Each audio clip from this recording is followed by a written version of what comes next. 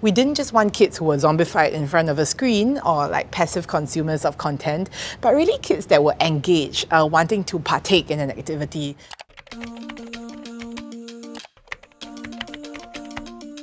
Hi, my name is Vinita. I'm from the National Arts Council. My role is to steer and enable the transformation of the art sector and of the NAC. Hello, my name is Jean. I'm the co-founder of Superhero Me. We're an inclusive arts movement that uses the arts to bring children with and without special needs together and allowing them to mix and foster positive relationships. My view of digitalization is really about helping to nurture digitally confident artists, to encourage audiences to be digitally engaged as well, and for the NAC to really help our staff be digitally mature and ready to support the sector.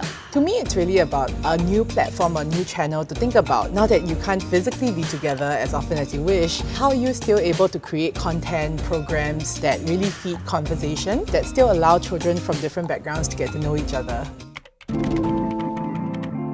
I think suddenly when you're in a space that becomes very noisy overnight and you're pressured to be able to deliver your dance program, your craft workshop through digital means, it's really no easy task because a lot about the arts actually focuses on physically being present and having an exchange of energy. There's really a need to recalibrate the way we think, step out of the usual way of doing things, our usual practice, to be able to adjust and adapt quickly as well. And at the same time, with constraints comes creativity. We realized that it was a good way to kind of make use of this open-mindedness to talk about inclusion and accessibility because people were all craving to change their program, change program design. So I felt it was a wonderful opportunity to really bring in that whole idea of when you solve for one, you solve for many.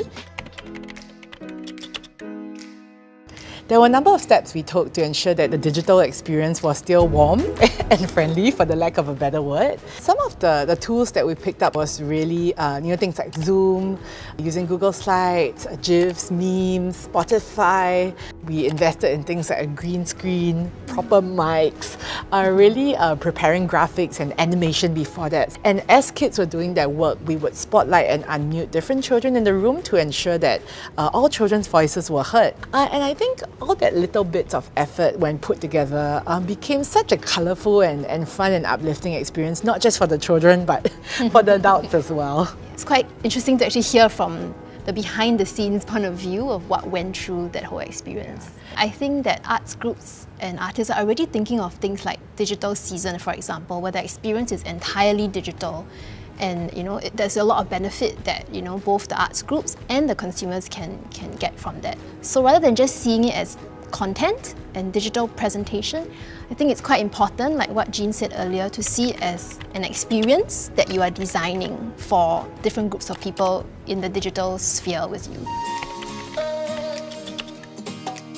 I think one of the key takeaways is really that digital engagement can no longer be an afterthought. It can't be something you do just by the way, let's post something on Facebook and let's do a digital version of this. I realized that now with all this attention on what you consume through your phone, your laptop, the way we structure digital programs have to be really intentional.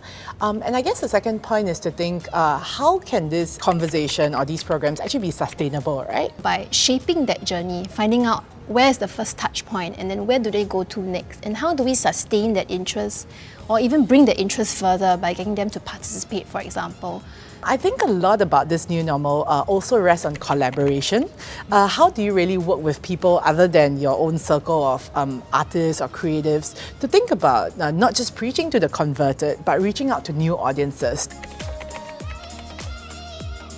With technology, it's changing every day and it moves at a very fast pace and it will pull you in many, many different directions. So knowing who your consumer is and also staying true to your vision is very important. As a small arts group, it makes you think of how do you ensure that what you have to offer is unique? What makes your voice a voice of authority in the area of work that you're trying to do?